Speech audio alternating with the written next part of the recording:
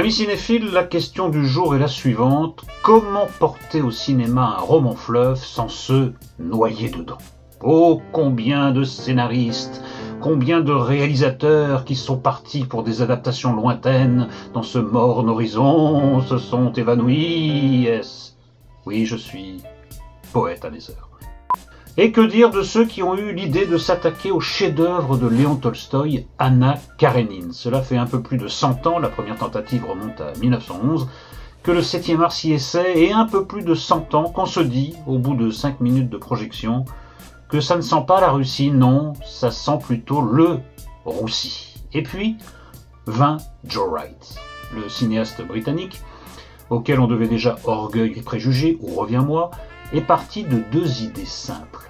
La première, qu'il fallait dénicher une Anna Karénine à hauteur des actrices qui avaient précédemment incarné le personnage, Greta Garbo, Vivien Leigh, Jacqueline Bisset ou Sophie Marceau.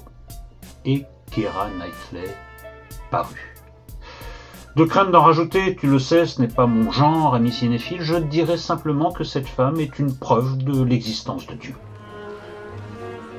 I'm not used to being spoken to like that by a man I met once at a railway station. La seconde idée de Joe Wright, puisque cinéma et littérature ne font pas forcément bon ménage, puisque la transposition d'un art à l'autre crée de fâcheuses distorsions, pourquoi ne pas s'en remettre à la médiation du théâtre? Et c'est ainsi que son Anna Karénine se situe presque intégralement dans une salle de spectacle où l'on voit même passer une course de chevaux. Superbe trouvaille, formidable parti pris qui permet 2 heures durant de réconcilier ces deux éternels frères ennemis, le film et le roman. Ah, si Jean-François Copé et François Fillon avaient consulté Joe Wright, le sort de l'UMP en eût été changé. À bientôt, amis cinéphiles.